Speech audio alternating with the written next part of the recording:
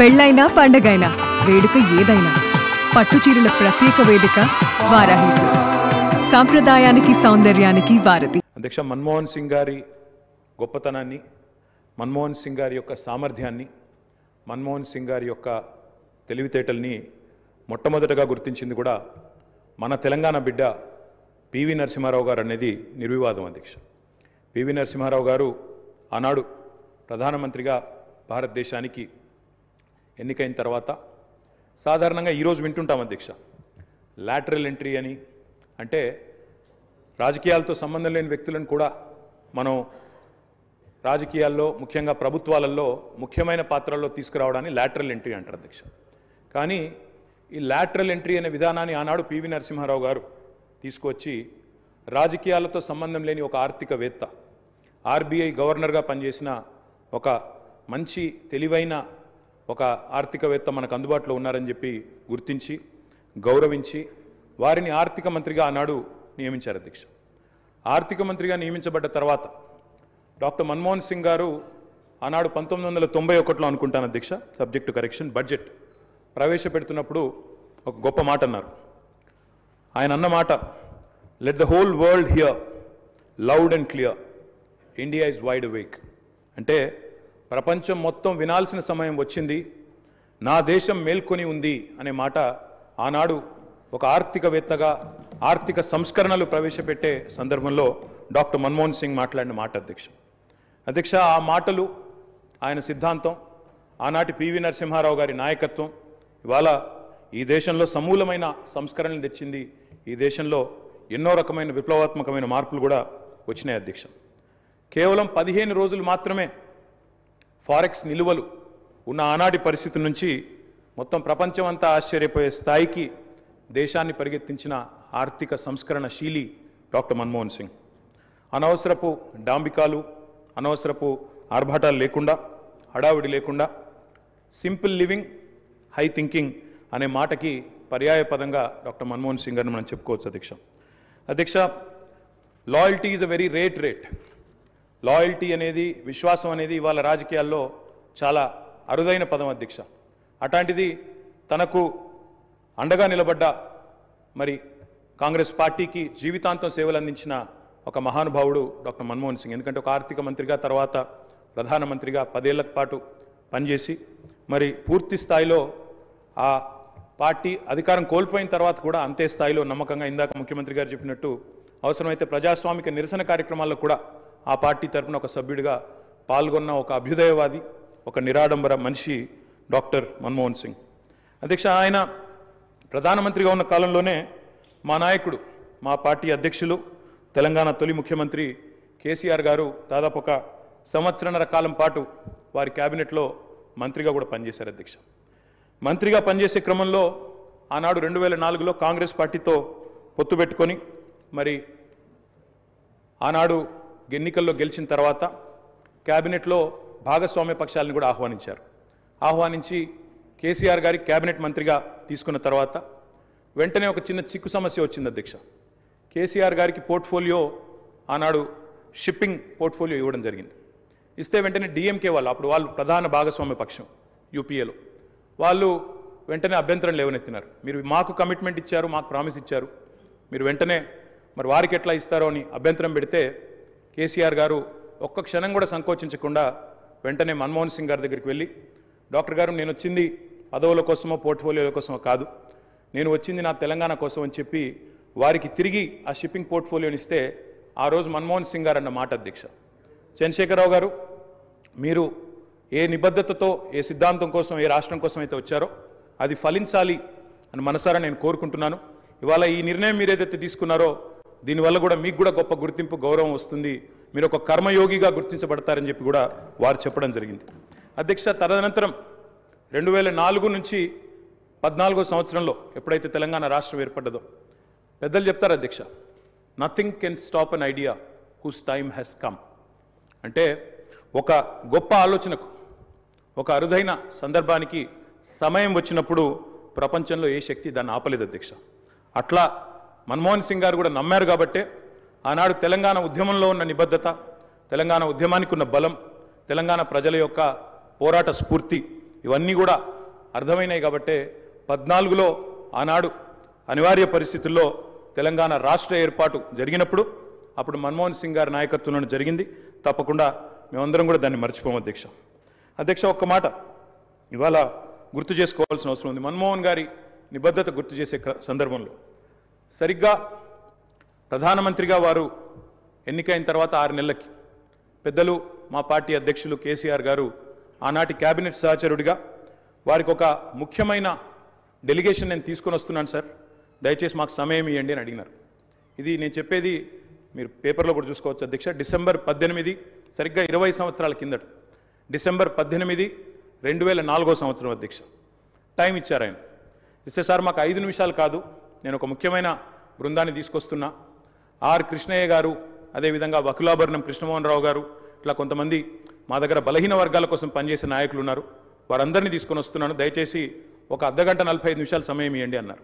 అంటే మన్మోహన్ సింగ్ గారి గొప్పతనం ఏంటంటే అధ్యక్ష, సమస్య తీవ్రత తెలుసుకున్న తర్వాత ఓబీసీలకు అన్ని రాష్ట్రాల్లో మంత్రిత్వ శాఖలు ఉన్నాయి, కేంద్రంలో కూడా ఓబీసీ వెల్ఫేర్ మినిస్ట్రీ పెట్టాలి అని మన్మోహన్ సింగ్ గారి దగ్గరికి కేసీఆర్ గారు డిసెంబర్ 18, 2004 నాడు ఒక బృందాన్ని తీసుకొని వెళ్తే 45 నిమిషాల సమయం ఇచ్చిన ప్రధానమంత్రి గారు గంటన్నర సేపు వారితో గడిపినారు అధ్యక్ష. గంటన్నర సేపు మొత్తం విషయం అర్థం చేసుకోవడానికి, అధ్యయనం చేయడానికి గంటన్నర సేపు వారితో గడిపి తప్పకుండా నేను చూస్తాను అని చెప్పి వారు చెప్పిన మాట కూడా నేను గుర్తు చేస్తా ఉన్నా అధ్యక్ష. వారి మరణ వార్త విని బెల్గావ్ నుంచి ఉటావుటిన మేము ఢిల్లీకి బయలుదేరి వారి కుటుంబాన్ని కలిసిన, వారి సతీమణిని కలిసి నన్ను నేను పరిచయం చేసుకున్నా. ఎందుకంటే వారికి నివాళులు అర్పించి వారి సతీమణి గారికి ప్రగాఢ సానుభూతి తెలపాలన్న ఆలోచనతో వారి సతీమణిని కలిసి నేను రేవంత్ రెడ్డిని తెలంగాణ రాష్ట్ర ముఖ్యమంత్రిని నమస్కారం పెడితే కూర్చో అని చెప్పి తెలంగాణ రాష్ట్రం వారు చాలా ప్రత్యేకమైన పరిస్థితుల్లో ఆ రాష్ట్రాన్ని మీకు ఇవ్వడం జరిగింది. మన్మోహన్ సింగ్ గారికి తెలంగాణ రాష్ట్రం అంటే ప్రత్యేకమైన అభిమానం ఉంది. ఆ రాష్ట్రాన్ని మీరు కష్టపడి అభివృద్ధి పదం వైపు నడిపించండి, మన్మోహన్ సింగ్ గారి ఆశీస్సులు మీకు ఉంటాయి అని చెప్పి వారి సతీమణి చెప్పినప్పుడు స్పష్టంగా కుటుంబం మొత్తం తెలంగాణ ప్రజలకు అండగా నిలబడుతుందని నాకు అనిపించింది అధ్యక్ష. తెల్లవారి ఏఐసిసి ఆఫీస్ నుంచి వారి శవయాత్రకు బయలుదేరడానికి అన్ని ఏర్పాట్లు చేసినప్పుడు వారి వాహనంలో కూర్చోవడానికి నన్ను ముందుకు పిలిస్తే నేను అక్కడికి వెళ్ళి నించున్నాను. పక్కన ఒక మహిళ నించొని మీరు ఎవరు అని అడిగింది. నేను వారిని ఎవరో సహజంగా అక్కడికి వచ్చిన వారికి నివాళులు అర్పించడానికి వచ్చిన వాళ్ళు ఎవరో అనుకొని చాలా క్యాజువల్గా మాట్లాడాను అధ్యక్ష. కాసేపు అయినాక మాట్లాడితే వారు మన్మోహన్ సింగ్ గారి 2వ కుమార్తె. అంటే ఎంత సింపుల్గా, ఎంత నిరాడంబరంగా వారి 2వ కుమార్తె అక్కడ నించోవడం అనేది ఆ కుటుంబం యొక్క నిరాడంబరత. అంటే ఒక ప్రధానమంత్రిగా 10 సంవత్సరాలు, ఆర్బీఐ గవర్నర్గా, ఆర్థిక మంత్రిగా వివిధ హోదాలలో ఈ దేశానికి సేవలు అందించిన మన్మోహన్ సింగ్ గారి కుటుంబము అంత నిరాడంబరత ప్రదర్శించి, అంత సామాన్యులు అక్కడికి వచ్చిన వారి అభిమానులు, వారి శ్రేయోభిలాషుల మధ్యలో నించొని వారి నివాళులు అర్పించే కార్యక్రమంలో పాల్గొన్నారంటే వారు ఒక గొప్ప విలువలతో వాళ్ళ పిల్లలని, వాళ్ళ కుటుంబాన్ని ముందుకు నడిపించిండు. వాళ్ళ కుటుంబానికే కాదు అధ్యక్ష, ఈరోజు ఈ దేశ యువకులకు అందరికీ కూడా డాక్టర్ మన్మోహన్ సింగ్ గారు ఆదర్శము. వారి ఆదర్శాలను తీసుకొని వారి మేధోశక్తిని మన యువత అందిపుచ్చుకొని వారు ఇచ్చిన అవకాశాలను మనం ఈరోజు ప్రపంచానికి సేవలను అందించే, ప్రపంచాన్నే శాసించే స్థాయికి ఈరోజు మన దేశం ఆర్థికంగా నిలబడ్డది అధ్యక్ష. ఆర్థికంగా, రాజకీయంగా, సాంకేతికంగా ఈరోజు అన్ని రకాలుగా ఈ దేశం బలపడ్డది. ఈ దేశం ప్రపంచంతో పోటీ పడుతున్నదంటే డాక్టర్ మన్మోహన్ సింగ్ గారి సేవలు ఎన్నో ఈ దేశానికి ఉపయోగపడ్డాయి అధ్యక్ష. అలాంటి గొప్ప నాయకుడిని కోల్పోయిన సందర్భంగా ఈరోజు తెలంగాణ శాసనసభ తమరి నాయకత్వంలో ఒకరోజు సమావేశాలను ఏర్పాటు చేసి రాజకీయాలకు అతీతంగా ఎన్ని విషయాలలో మనకు భిన్న అభిప్రాయాలు ఉన్నా ఈ దేశంలో ఉండే 140 కోట్ల ప్రజలకు అన్ని రాజకీయ పార్టీలు, అన్ని సంఘాలు, ఆర్ఎస్ఎస్ నుంచి ఆర్ఎస్యు వరకు, కమ్యూనిస్టుల నుంచి ఈరోజు మిగతా రాజకీయ పార్టీల వరకు ఎవరిని తీసుకున్నా ఈరోజు మన్మోహన్ సింగ్ గారి పట్ల ఏకాభిప్రాయమే వ్యక్తం చేయాల్సిన సందర్భం అధ్యక్ష. అందుకే మీ అందరి తరఫున సభలో అందరి సభ్యుల సంపూర్ణ సహకారంతో డాక్టర్ మన్మోహన్ సింగ్ గారికి భారతరత్న ఇచ్చి వారి గౌరవాన్ని ఏ పదవులైనా, ఏ హోదాలైనా వాటికే వన్నె తీసుకొచ్చింది మన్మోహన్ సింగ్ గారు. అందుకే ఈరోజు వారికి భారతరత్న ఇవ్వాలని తమరి ముందు ఈ సభలో సభ్యులందరి ఆమోదం కోరుతూ ఈ తీర్మానాన్ని ప్రవేశపెట్టిన. ఇదే కాకుండా ఆర్థికవేత్తగా ఆర్థిక విధానాలను ముందుకు తీసుకొచ్చిన డాక్టర్ మన్మోహన్ సింగ్ గారి విగ్రహం తెలంగాణ రాష్ట్ర ఏర్పాటులో ప్రధానమంత్రిగా రాజ్యసభలో ఒక దశలో రాజ్యాంగ సవరణల కోసం వచ్చిన చర్చలో తెలంగాణ రాష్ట్రం వెనక్కి పోతుందేమో అన్నంత గందరగోళ పరిస్థితులు ఏర్పడ్డాయి అధ్యక్ష. ఆ సమయంలో వారి అనుభవాన్ని కంప్లీట్గా ముఖ్యంగా మనం ఇక్కడ గుర్తు చేసుకోవాల్సింది డాక్టర్ మన్మోహన్ సింగ్ గారికి అత్యంత సన్నిహితుడుగా అత్యంత నమ్మకమైన సహచరుడుగా జైపాల్ రెడ్డి గారు కొనసాగినారు. జైపాల్ రెడ్డి గారు ఆ రోజు మన్మోహన్ సింగ్ గారితో మాట్లాడి సమన్వయపరిచి రాజ్యసభలో ఆ సవరణలకు అవసరమైన స్టేట్మెంట్ ప్రధానమంత్రికి వెళ్ళి రాజ్యసభలో వారు స్టేట్మెంట్ ఇవ్వడం జరిగింది. రాజ్యాంగ సవరణకు తిరిగి లోక్సభకు పంపాల్సిన పరిస్థితుల నుంచి ఆ క్లిష్టమైన పరిస్థితిలో వ్యూహాత్మకంగా చతురతతో డాక్టర్ మన్మోహన్ సింగ్ గారు రాజ్యసభలో వెళ్ళి ప్రకటన చేయడంతో ఈరోజు మన సర్వస్వతంత్ర తెలంగాణ రాష్ట్రంగా మనం ఏర్పడడమే కాకుండా 10 సంవత్సరాలు పూర్తి చేసుకొని తెలంగాణ రాష్ట్రంలో మనం పరిపాలన కొనసాగిస్తున్నాం.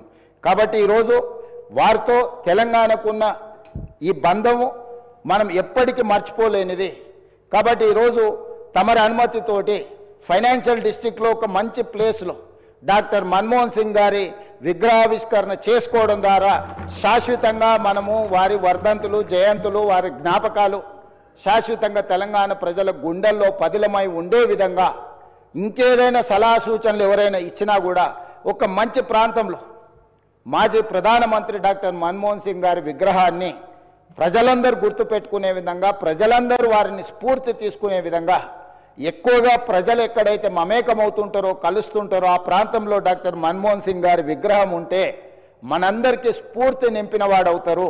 కాబట్టి ఈ సభలో ఒక నిర్ణయం తీసుకొని ఏ ప్రాంతంలో ఎక్కడ పెడితే బాగుంటుందో మనం తర్వాత అయినా చర్చించుకుందాం.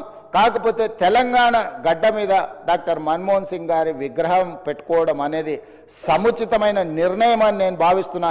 దానికి కూడా ఈ సభ ద్వారా ఆమోదం తెలపాల్సిందిగా సభ్యులందరినీ కోరుకుంటూ మీ దగ్గర సెలవు తీసుకుంటున్నాను అధ్యక్ష. ధన్యవాదాలు.